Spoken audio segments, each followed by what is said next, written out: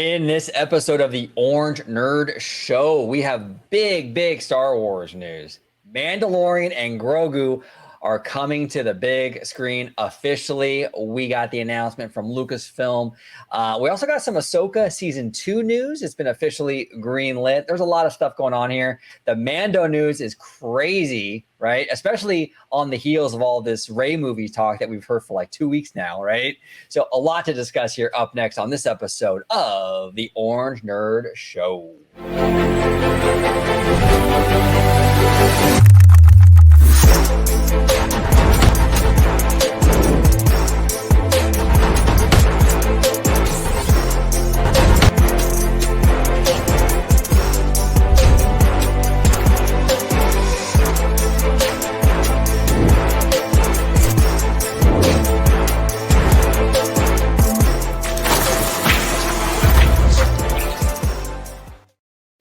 Welcome aboard, everybody, to another episode of the Orange Nerd Show. On the Orange Nerd Show, we talk about everything except the theme parks because there's more to life than just the theme parks, right?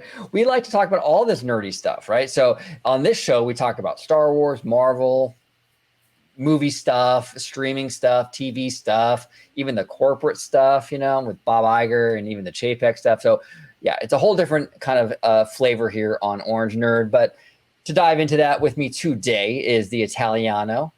George, welcome back to the show, brother. Thanks for having me back on. It's been a long time, bro. I mean, we should be doing some of these more often. I don't think we do enough. Yeah, exactly. I know it's been like a whole few hours, you know. Yeah. But, if you could let everybody at home know where they could find you on social media. Absolutely. You can find me on X, formerly known as Twitter, at Disney George. You could also find me on Instagram under the Disney Italiano. And of course, you'll find me here on my home base at Orange Grove 55 with Citrus Corner with all that sweet, juicy, but sometimes sticky Disney news and info. There we go. Okay, let's dive into this. This is interesting stuff, man. So I'm going to kind of set the table because I think it needs to be said. There's been a lot of talk about the Rey movie, right? The Rey movie. I could never pronounce the gal's name. Sharmeen Obad Chinoy, I think, is the director of this Rey movie, right? And she's got into some hot water recently with some of her comments from years ago, mind you. This was not a recent interview. I believe it was like 7 or 8 years ago. And she was talking about a documentary about abuse towards women and things like that. So context matters, you know. I just want to put that out there. But that was from years ago. But that's been the talk of the fandom. It's been all over the trades and like Fox News, all that stuff, right? So it's been kind of like the going kind of assumption, I guess, that the Rey movie will be the next thing Disney does for Star Wars theatrically. That's been the buzz on the town. It's a Rey movie, the Rey movie, the Rey movie. Today, they announced that Mandalorian is actually going to be the first thing back. So this is from Star Wars. This is on the official Star Wars website. The Mandalorian and Grogu journeys to the big screen. It says here, the Mandalorian and Grogu are embarking on a new adventure to movie theaters. Directed by Jon Favreau and produced by Favreau, Kathleen Kennedy, and Dave Filoni. The Mandalorian and Grogu will go into production in 2024. This is from Favreau. He says, quote, "I have loved telling stories set in the rich world that George Lucas created," end quote, said Favreau. Quote, "The prospect of bringing the Mandalorian and his apprentice Grogu to the big screen is extremely exciting. Jon Favreau and Dave Filoni have ushered into Star Wars 2 new and beloved characters, and this story is perfect fit for the big screen," said Kathleen Kennedy, president of Lucasfilm. So here's the interesting thing about this, George, is that I think this is a smart move, and I'll tell you why. I'm not against a Rey movie. I know a lot of people are like, "Oh my God, OG, you're nuts." No, I am not against a Rey movie. I actually think if you don't like the sequel trilogy, you should be advocating for more sequel trilogy era content because if you didn't like how that trilogy ended up because you thought it was a mess or whatever, it didn't flow, well, you should want more ancillary materials to fill in those gaps and make the sequel trilogy make more sense, right? The prequels were not loved when they came out, but George Lucas, what he did was he created with Filoni the Clone Wars TV show. And through that show, that era of Star Wars became more and more beloved, and he put meat on them bones, right? So a Rey movie, I think makes a lot of sense because you can do the same thing with the sequel trilogy. Mm-hmm. Now, that the caveat is you have to do it right, though. You know what I'm saying? Correct. So I'm not against a Rey movie, but I think the first Star Wars movie since 2019 and having it be the Rey movie is a bad decision because the Rey movie is out the gate divisive with fans. It has a huge hurdle because you have to prove people. A lot of people did not like the sequel trilogy, so you have to prove to the fandom there's a high bar for that movie. It has to be a banger. It has to be an A+, to really move the needle. To change minds. That's a tall order for the first movie back in like 4 or 5 years or whatever it's going to be. So the Mando movie with Grogu is, dude, that's like Frozen 3. Okay, that's like money on the table. I mean that's the sure bet.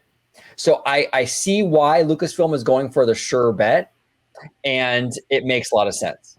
It makes a whole lot of sense. You're going to want to go in there and get a couple of wins under your belt before you go for the risky move, which is the Rey movie. You don't want to start with the risky Rey movie. You want to have a few wins first, and then you can dive into the Rey movie. Look what happened with the MCU.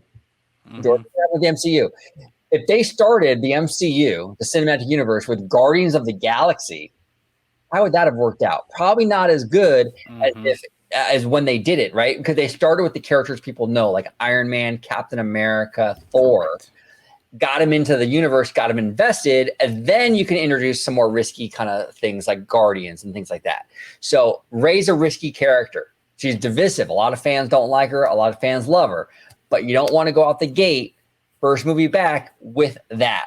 You want to do this. And this is, even the normies love Mando and Grogu. I remember working in the office, and there were people that never watched Star Wars in their whole life saying, oh, I'm watching this thing because Grogu is so adorable. You know what I'm saying? This is going to put butts into theaters. What are your thoughts on this, George? I'd love to hear your perspective on this. Absolutely. I echo your sentiments completely. I feel like it is a huge risk right now with the vulnerability that Lucasfilm is under to start having films in the Star Wars universe into the theaters again, starting with Rey. Again, not saying she's not a strong character, not saying the story's not going to be great. It probably is going to be. But you are putting all your eggs in one basket and relying on that film to be your headliner. Essentially, what the next movie is going to be the game changer is what Iron Man was for Marvel. Right. And I don't feel like Rey is that movie. Again, strong movie, but not the headliner that it needs to be. Now, The Mandalorian, and yes, Grogu was a sensation with merch. He was a sensation with everything. You put Grogu in anything, yeah. I mean, this is going to even skyrocket it even more. And yeah, fans can argue to say season 3 of Mando wasn't the strongest, but there are highs and lows for everything. If you look at the first 2 seasons, they were very high. So season 3 kind of had faulted expectations, but maybe this will benefit that to say, hey, you know what, we dipped a little bit, but now coming to the big screen, this is what we have planned. Now, also, too, this is also a great strategic move for Lucasfilm because just coming off of a lot of Star Wars projects that were greenlit, then off again, then greenlit again, and then something else. Willow on Disney Plus only got 1 season. It didn't see the light of day for season 2 when there was supposed to be. And then, of course, the expectation for Indiana Jones 5, The Dial of Destiny, didn't over exceed those expectations. So they're going to need, as Kaylee says, a banger of a project. And honestly, The Mandalorian is going to be it, because if this doesn't work out, I'm surprised Kathleen Kennedy is still there. Yeah. I mean, that woman, forgive me, has 9 lives when it comes to running this studio. I don't know how in the world that she has made it this far, and that's really the only thing that I worry about is having her name tied to this. As long as Favreau and Filoni can do what they do best, Right. and that is great storytelling, she has to let them play. Right. Well, yeah, and Favreau, he's been one of my favorite directors for the longest time. He did a movie called Chef, which is an incredible movie. If you haven't seen Chef, check it out. It's amazing. Favreau, and you mentioned the MCU. Favreau is the father of the MCU. Mm-hmm. Like he started the MCU. You know, he knows how to do this stuff, and for him being involved, it gives me great optimism. You know, yeah, the Kathleen Kennedy thing does scare me a little bit because I do think she might try to meddle and get involved and kind of gum up the works a little bit here. But you know, for the most part, with him and Filoni, I think we'll be okay. We also don't really know, and I know this is kind of like a running gag at this point, but we don't even know how long she's going to be there. I know. I wish I had like a laugh track because you know it's like at that point we're at that point right now with this, you know. But but like honestly though, she is getting older. She's going to retire eventually. You know what I'm saying? So this movie goes into production in 2024 this year. So we're probably looking at like a 2026 maybe release date. You know, I can't imagine her sticking around for those next 2 years and seeing this thing all the way through. And you have to think too, if Bob Iger, when his contract ends in 2026, and if your speculation of release time is 2026, this, I don't know if whoever is going to essentially take the place of Bob's role as CEO, they may not be as too catered to Kathleen Kennedy of how much that Bob Iger stuck with her. So Right. when he goes, she might be going along too, or she might bow out gracefully. So this actually might really be the final big project that she's actually connected to with Lucasfilm. Yeah, and Filoni and Favreau really deserve this because what they did after Rise of Skywalker, the fan base was real fractured, you know. Mm-hmm. And Filoni and Favreau came in with Mandalorian, and Mandalorian wasn't only just good; it united the fan base, which is unusual for Star Wars, very unusual. It united the fan base, and it was a cultural move. It was like a Frozen almost, right? Or it was a seismic shift in pop culture, and it just changed everything. You know, it was a massive thing. It was, I would argue, the biggest success in the Disney era of Star Wars, I would say, was Mandalorian. I know the movies made, you know, billions of dollars, but I think for cultural impact, popularity, all that, I think Mando has been the biggest by far. And I think with this being a theatrical release and a full length feature film, on the back of 3 seasons of this successful new franchise in the Star Wars universe. And I know this is Orange Nerd. I know we're not really diving too much into the theme parks, but it does also make me question what it will do for Galaxy's Edge, because if this is as successful as we all think it is, and I took to Twitter on this, and I'm putting my money where my mouth is because I go balls to the wall. That's how the Italiano does it. I am gonna say this now, and you're hearing it first on Orange Grove 55. I truly believe that this could potentially become the first $1 billion domestic U.S. film in the history of cinema. That's bold. That's really bold. That's really bold. Even in the current landscape with streaming and all that, you think that it might do that? I think if Disney does this right and they release it in theaters and they let it lag out for as long as they possibly can, I feel like this, because with Avatar being the success it was an original concept from James Cameron that just came out of nowhere. Right. Where with Mandalorian and Grogu, we had time to stir the pot a little bit. We got 3 seasons of it as a show. We got to know these characters. We got to grow with these characters, learn from them, the mysteries behind them. And I feel like it all kind of is like stewing up. And then to have this big theatrical release, I feel like a lot of people are now invested in these characters and the storyline.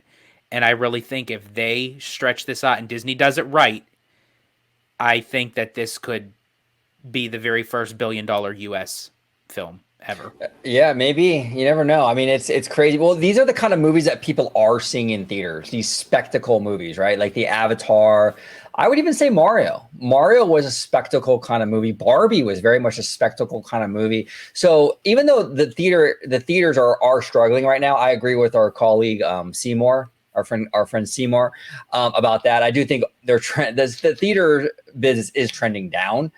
But these kind of movies, though, are the ones that people are making the exception, like this and like Top Gun and things like that. So, hey, maybe you're right, George. This could do bananas numbers. And the great thing about Mando is it has normie appeal, right? You're not doing a Bad Batch movie or something like that, you know. Right. You're not doing a movie like this is a franchise that like your grandmother would love because oh my god, look at Grogu, like you know what I'm saying. Like everyone loves this franchise. So, and the nerds love it too, right? And you have a director in Favreau who's got like serious nerd cred right now. You know, he has done amazing things with Marvel. He's done, amazing things with Star Wars now.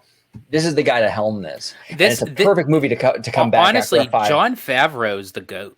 Like, I mean, like he is like he could pretty much do anything. He had his hands basically almost in every part of the Walt Disney Company. As you mentioned, he did Marvel films, he directed them, he starred in them. Right. Lucasfilm, Mandalorian, had a lot of executive producer projects tied to his belt. He even dabbled in just the Walt Disney Studios by directing the live action Jungle Book. So I mean, he has done a lot for the company with success after success, and quite frankly, honestly, if they needed someone to replace Bob Iger, honestly, I would actually choose Favreau. Believe it or not. Really, that's interesting. Well, Favreau actually wouldn't be a bad idea for maybe an Alan Horn position. Kind of run the studio. I wouldn't mind that. I mean, if he's got chops. But now, mind you, I would still want someone along with him. I still feel like the company would thrive with a dual partnership. Yeah. I feel like Favreau would be the creative side, and then they would need someone to handle the business and the finances. Like a Chapek kind of guy. Not Chapek, but like that kind of person. That kind of person, yeah. The yin and yang kind of thing. Yeah. Yeah, but this is interesting. I think this is the right move. Now, do you think this announcement was made because of all the controversy with the Rey movie and the director? Or do you think this was the plan all along? Well, I know that there was talks that they were considering on a Mandalorian film moving forward, not knowing how many seasons they were going to do, but I guess after season 3, and I feel like a lot of the mixed reviews that they got out of season 3, they probably said, you know what, we don't want to rely on our laurels too much, because if we keep on going down this same pipeline, we don't want Mandalorian to lose the credibility that it has and the sustainability with the fans. So I feel like after season 3, I feel like that they probably said, you know what, we got to do something and we got to do it probably now. And then I just think just with everything that's going on, as I had mentioned with Indy 5 and a lot of the other Star Wars projects, the downfall of Willow, I just feel like no matter which way Lucasfilm turned, they are such in a vulnerability stage right now that I feel like they probably said, you know what, if we're going to do it, we got to pull out the big guns now. Yeah. Well, no, and you can see they're going for the sure thing right now, Disney. You see it with animation. What did they greenlight? 2 Frozen sequels, okay? That's a sure thing. And a new another Toy Story. These are proven franchises. So when Lucasfilm was looking, what are we going to do next? You're going to go with Rey, which is like a hot button issue. And look, I make no bones about it. I did enjoy the sequel trilogy. I didn't think as a trilogy though it worked that great. But in the individual movies in that trilogy, I enjoyed each one individually. But and I like Rey's character. I think she's cool. I have no issue with Rey. But you can't deny that her character is divisive and fans are very much, split on that. So to have that movie be the first one out the gate after so many years not in theaters, it's too risky. It's way too risky. Disney have to get a few wins under their belt first with Star Wars. Get that Mando movie out there. That'll be a huge hit. Cool. Then maybe do Filoni's movie that we heard of. Then drop that one. And then there's another one with the director of I forgot the guy's name now, but the guy who directed James Mangold. Oh, okay. His movie, which is I believe about the Force, like the birth of the Force or something like that, if I'm not mistaken. Like from the very beginning, like yeah, how it came, right. And so there's that movie. So you release like 2 or 3 of these movies, and if you can notch those in as hits, then take the risk with Rey. Then you can do that, because now if Rey falls flat, it's not a death blow to the franchise, because you've had a few hits before that movie, right? And plus, I just think you need a little bit of time separation anyway before you dive back into the sequel trilogy. You're gonna want to give audiences a little bit of breathing room so they kind of miss it a little more before you dive back into that. And again, I'm not against the Rey movie. It's just not right now. It's not the right time for that. And I want to see them. I really want to see them kind of fill in some gaps here with the sequel trilogy with that Rey movie. I want to see them kind of give us a little more that kind of makes everything make more sense. I think a lot of that stuff in like Rise of Skywalker was really a convoluted mess with the Palpatine stuff. I like where they were. I like the concept, but the execution was really muddy.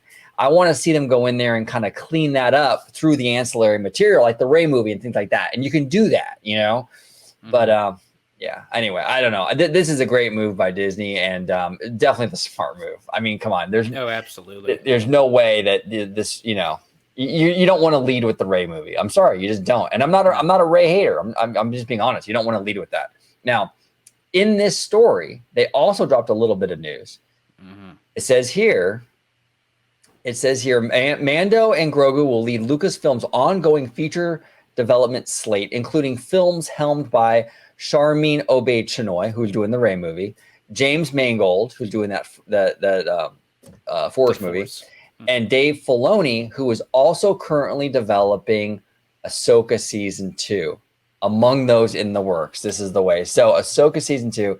Now, this was interesting news. Not a big surprise, though. I think Ahsoka did pretty decent. Nothing earth-shattering, but I think it was pretty well received. Numbers were solid. I wouldn't say it's like massive. I think they're making Season 2 not really of how well or it did not do. I personally feel like Ahsoka Season 2 is really more so the connection to the Mando movie, because I do know that they were having a lot of talks that the Mandalorian and Ahsoka will have this kind of intertwining storyline. So I feel like Ahsoka Season 2 is, depending on the release time, that I'm for sure Ahsoka's going to release before the Mandalorian movie. I feel like that's going to set the stage for the film. Yeah, well, and I feel like that they need Ahsoka. That, I mean, she's a strong character, but I feel like that I agree with you. I feel like the Season 1 was decent.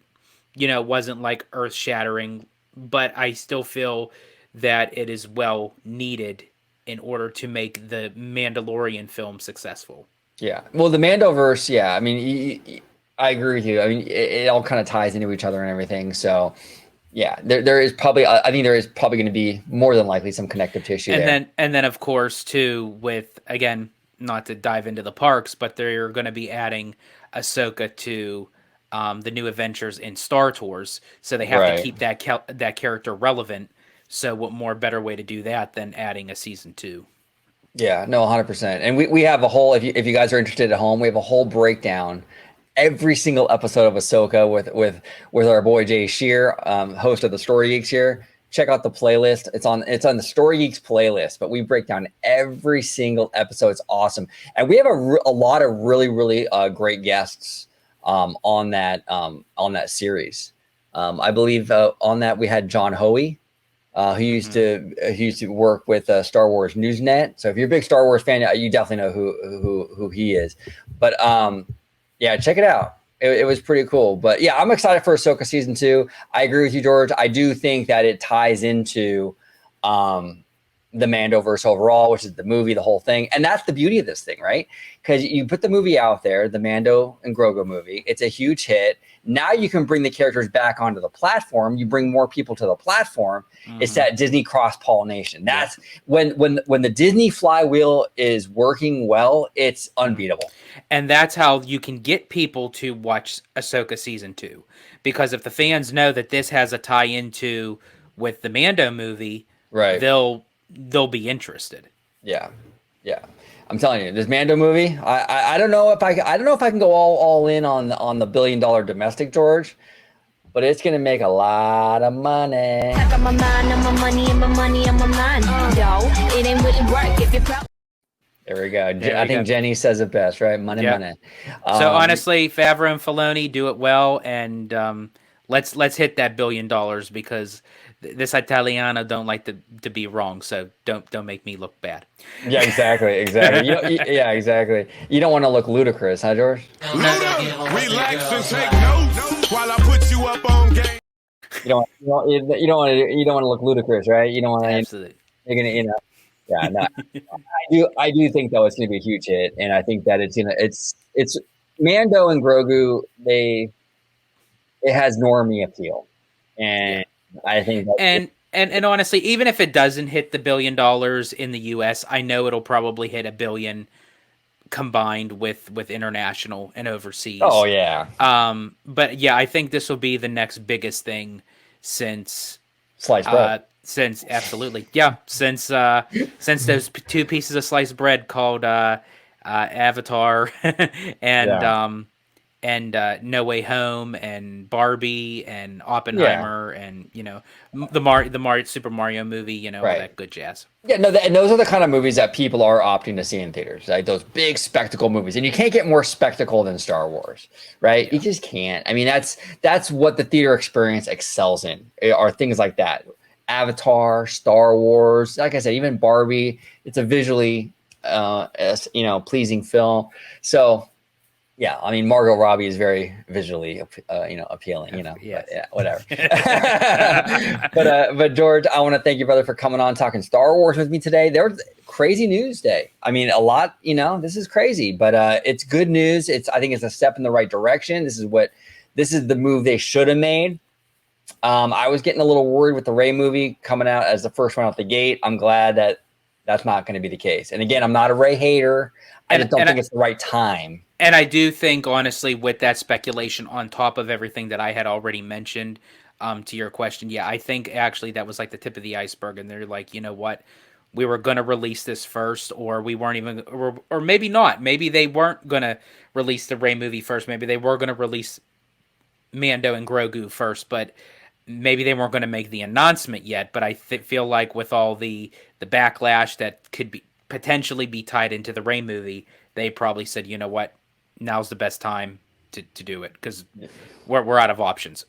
Yeah, exactly. And when's that Drunk Chewie movie coming out?